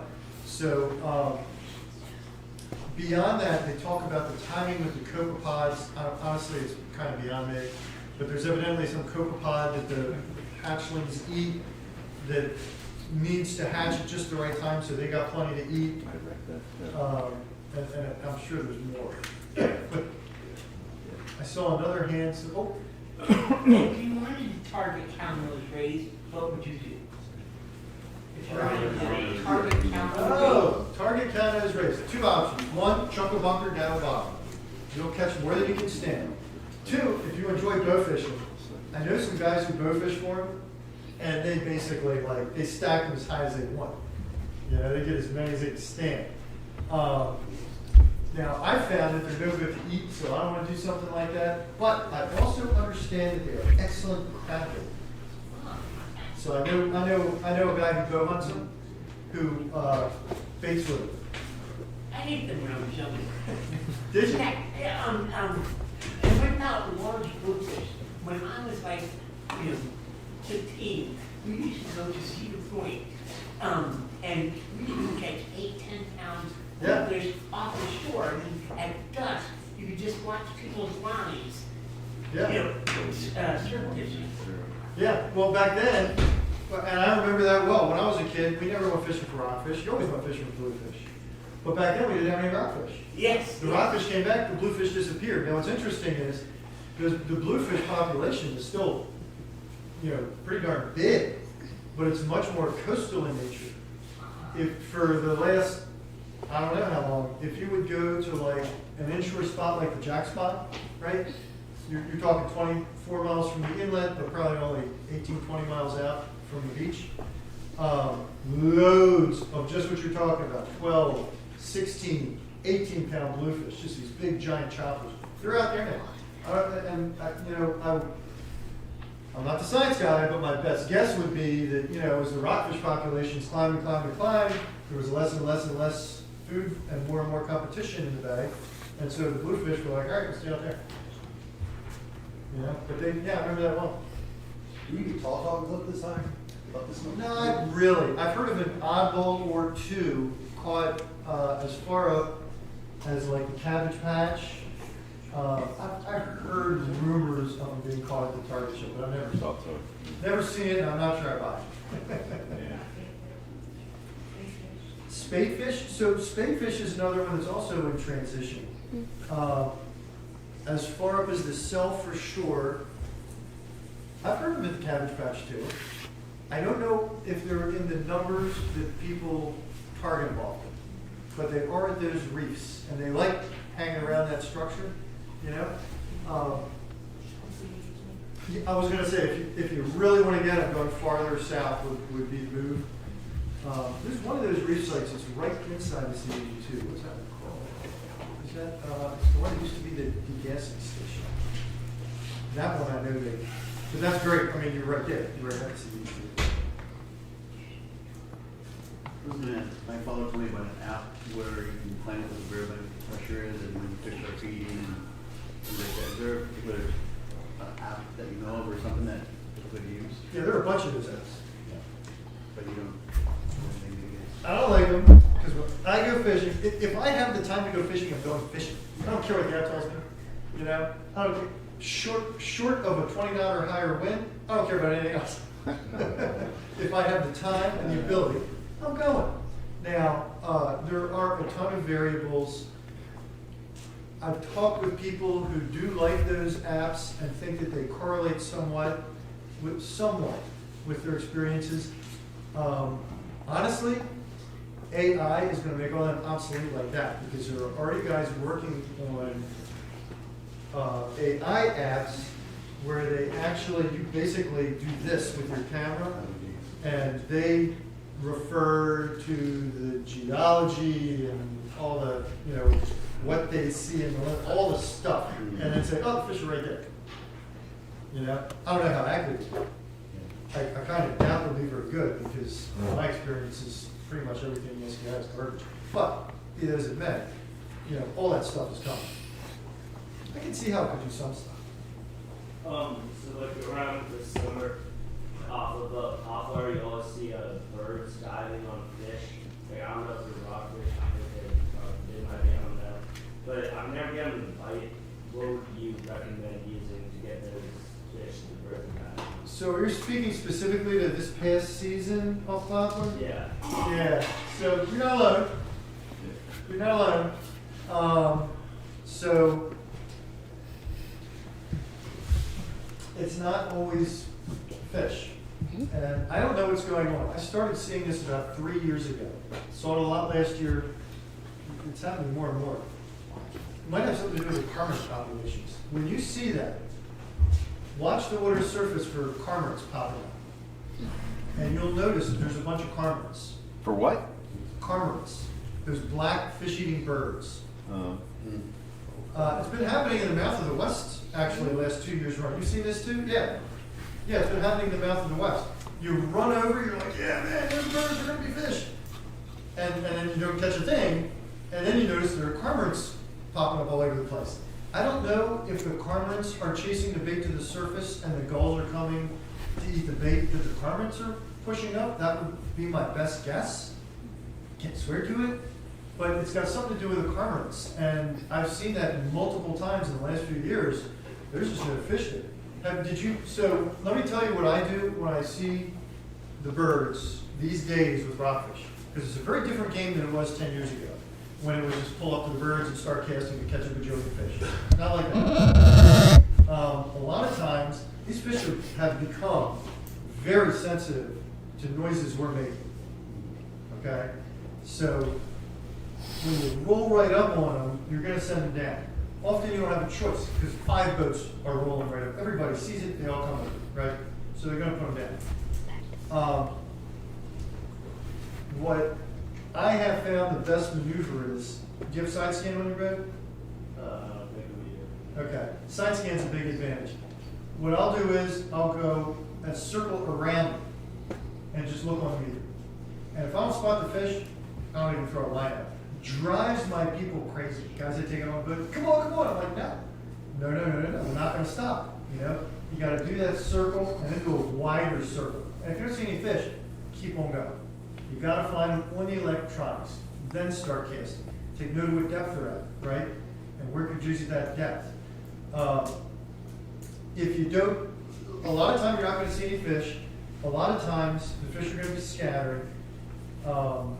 Shifting in and out of gear is a big spooker, right? And it's shifting in, not shifting out. I'm sorry. When you approach, shift out of gear, whatever you do, you know, sometimes you go in your head, oh, I went a little too far, got to shift in reverse. That makes a noise underwater. It's metal on metal, huge noise. Slamming hatches, that'll shut them right down. Talking in a voice this level, they totally hear that. That will totally shut them down. So you gotta make it stealthy. If I assume you don't have a 2-stroke, is that a safe assumption? Yeah. Okay, good. Yeah. If you got a 4-stroke, don't worry about the motor. Motor's not making any noise. 2 strokes make a ton of noise. They're like, sounds like gunfire underwater. It's amazing. But if you got a 4-stroke, don't worry about it. But those are kind of the big things that can all really change it, you know. But the fish may have just not been there. They may have looked like there were fish there, and may have not been there.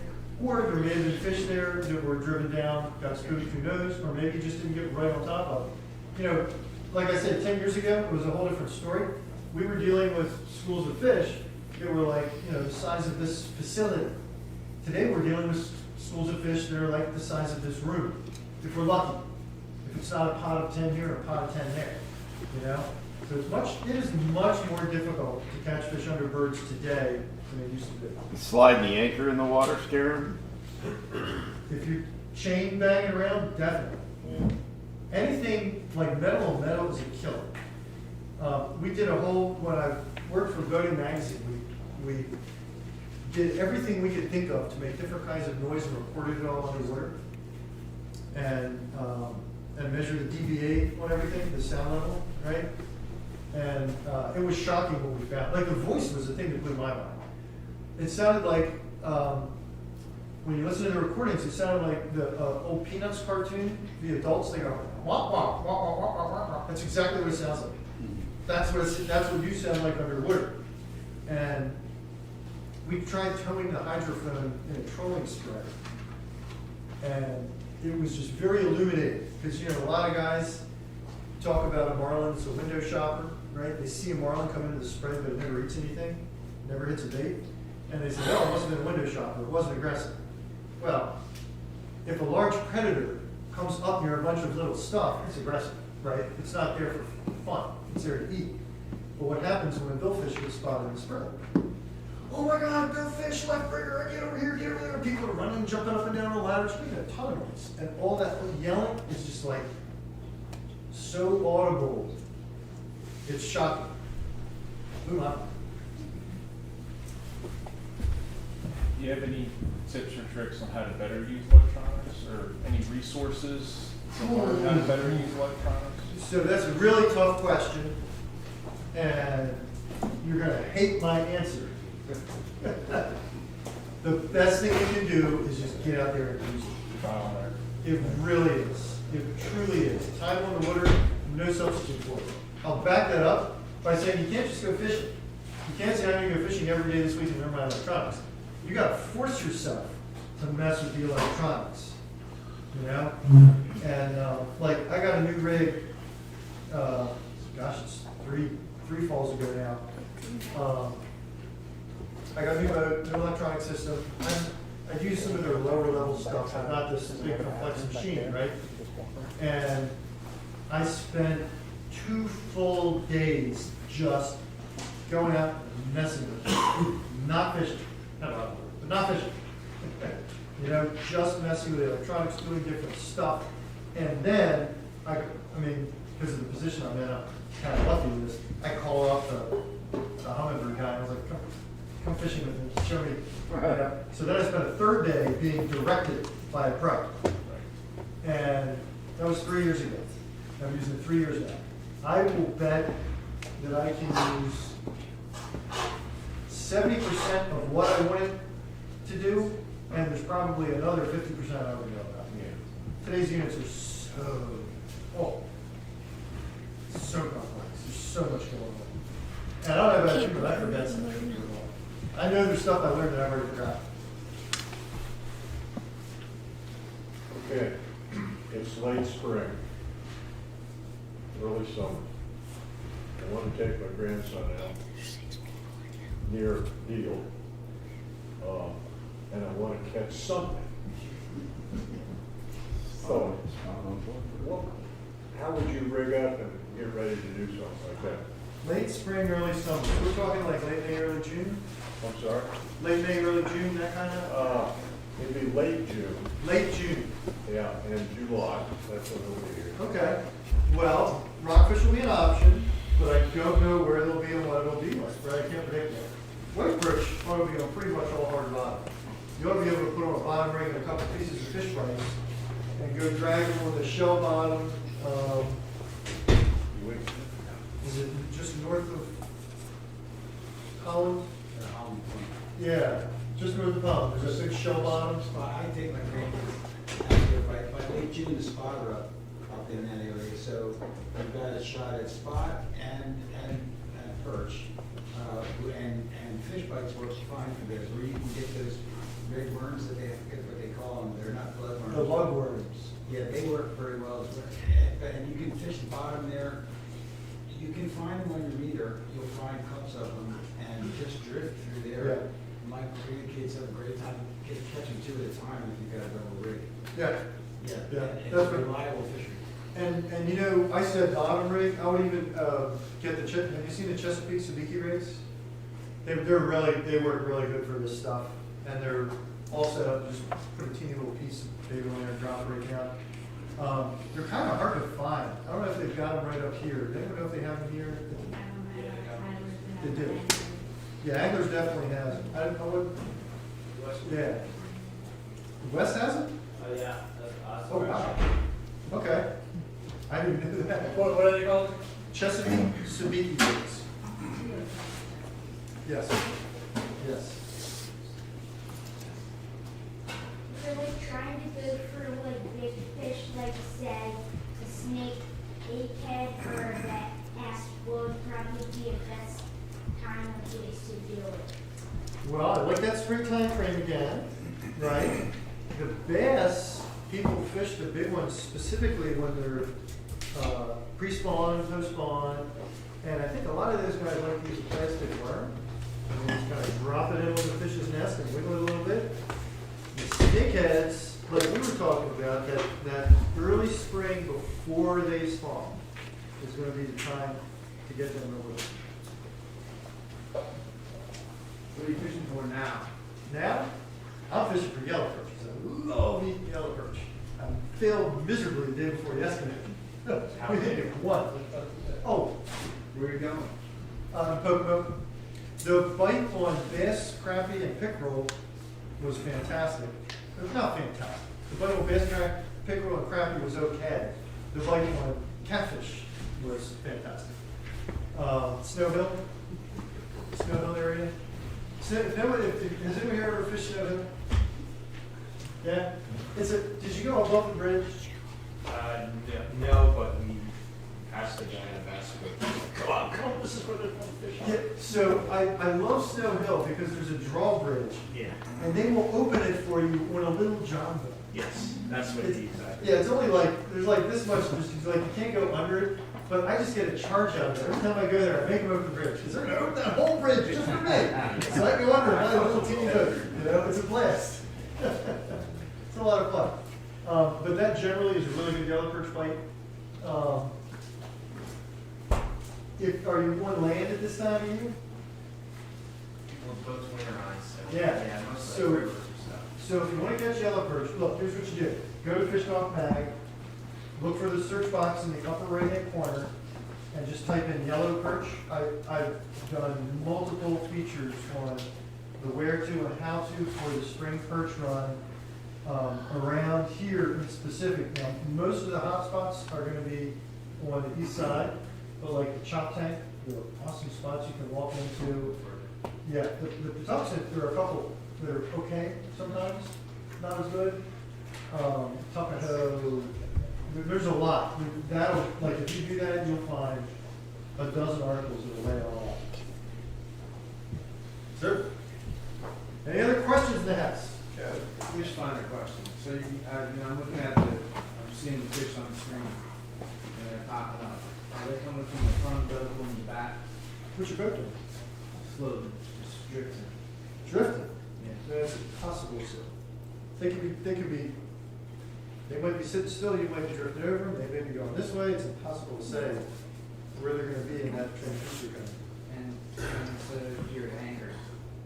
Again, well, if you're an anchor, they're gonna be swimming under you, because you're not moving, or you might be swinging back and forth over top of them. When you're moving forward, you know you're moving forward, but when you're just sitting, that fish has got, the fish is doing something. So. Yeah, something like I'm going the wrong way. I might get the depth. You'll never know. Yeah, if you see a fish on the meter and you cast it out, you have no idea if you're casting towards it, away from it, or whatever.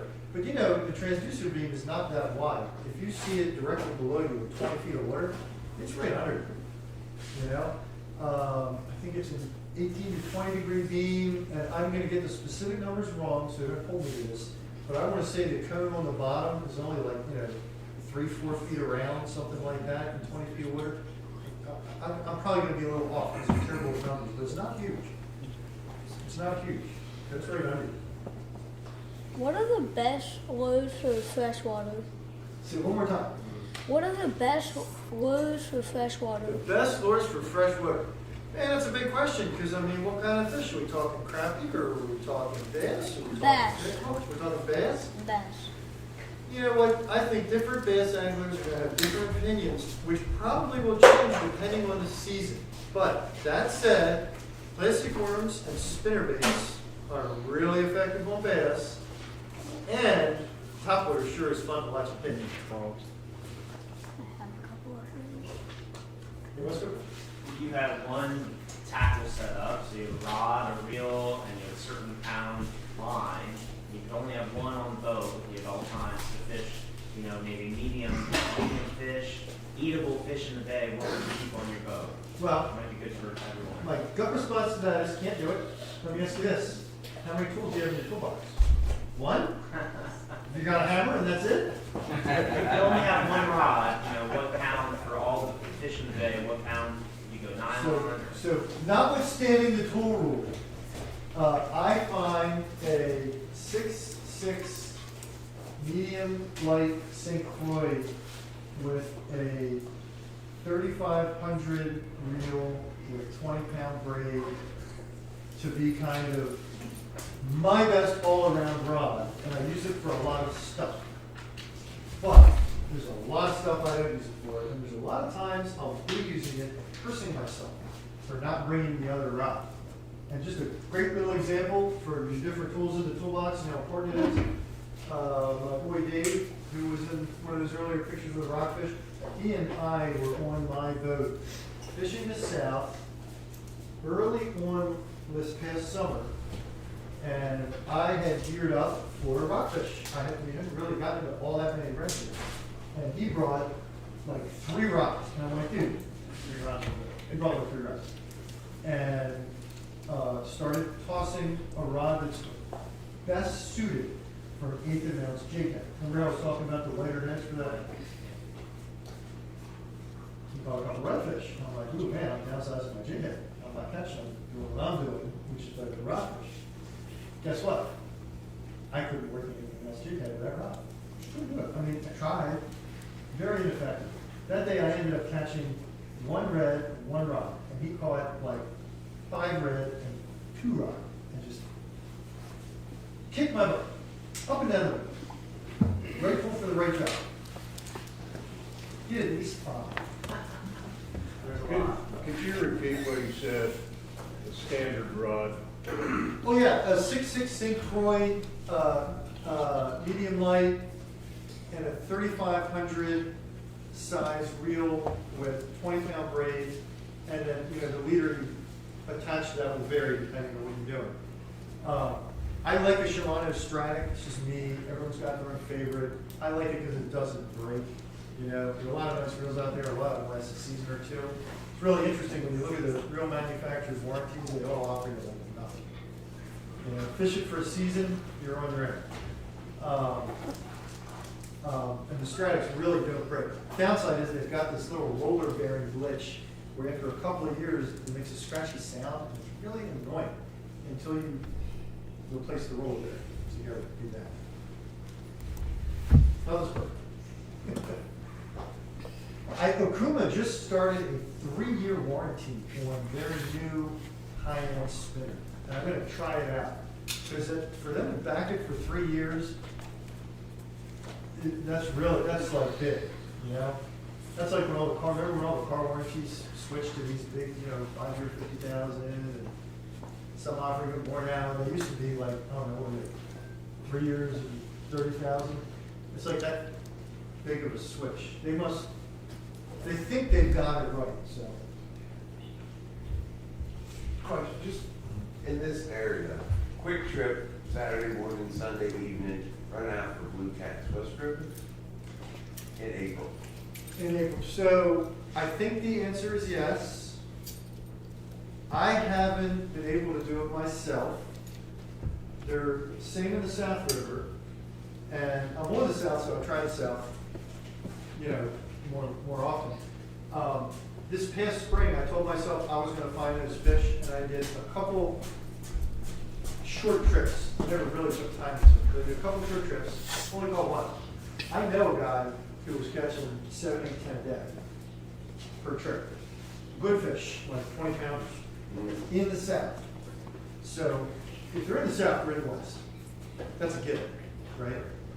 But I can't tell you I know exactly how or where to make it happen. And I had a reader on the West who I was emailing back and forth with him last spring. He was trying to find them. He never found them, but he was on a kayak, so he had very limited. He was on a kayak that was on the river. He couldn't move it around. So he had a very limited area he was trying. I don't know what to tell you as to exactly where, but they're in there somewhere. It's been kind of fun. Or up to the magazine, not the magazine. Well, that's far more reliable. Far more reliable. Yeah, you kind of can't go wrong on it.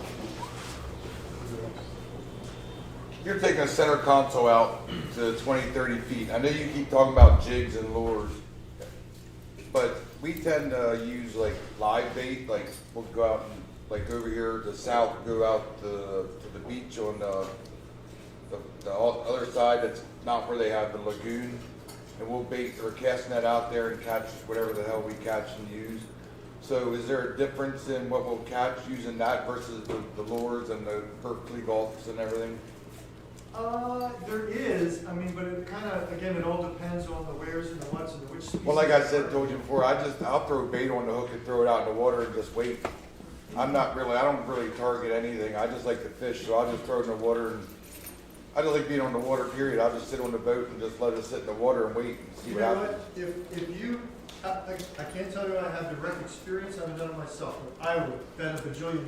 If you went to any of those spots on the south where I was catching those reds, and you threw out like a really little spot or a little peanut bunker, just on a line with no weight and nothing, just fish it, I would bet money you'd catch it. I can't imagine how you would.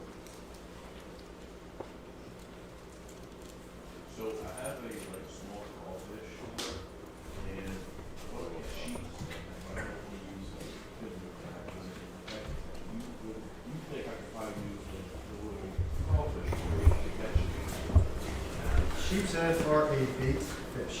I don't know if anybody has figured out how to catch it on just the lure.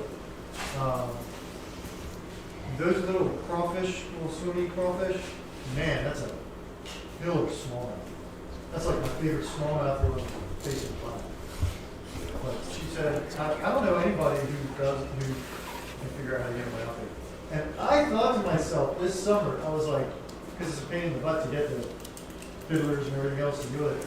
I tried the fish bites crab chunks, and I just got one of the, I forget what they call the jigs, the jigs for the sheep's head with a short shank hook and a teardrop. There's a name for it.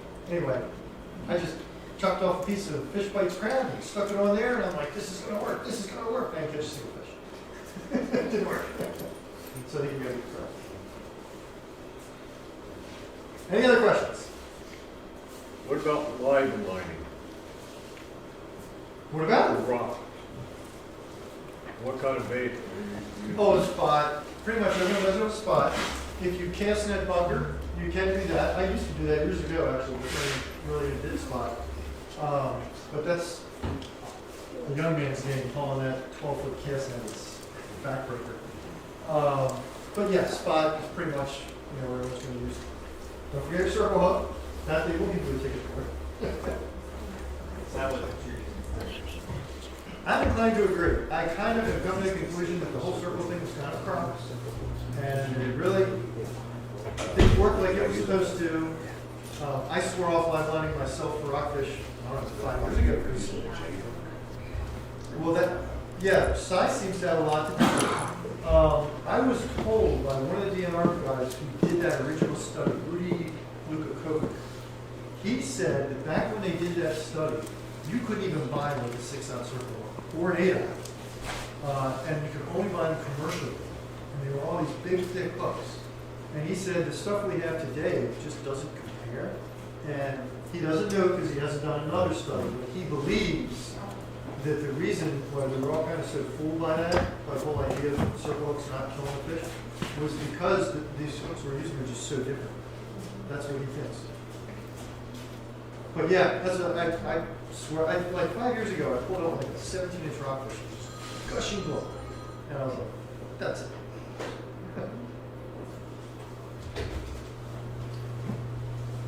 It has to be an inline circle.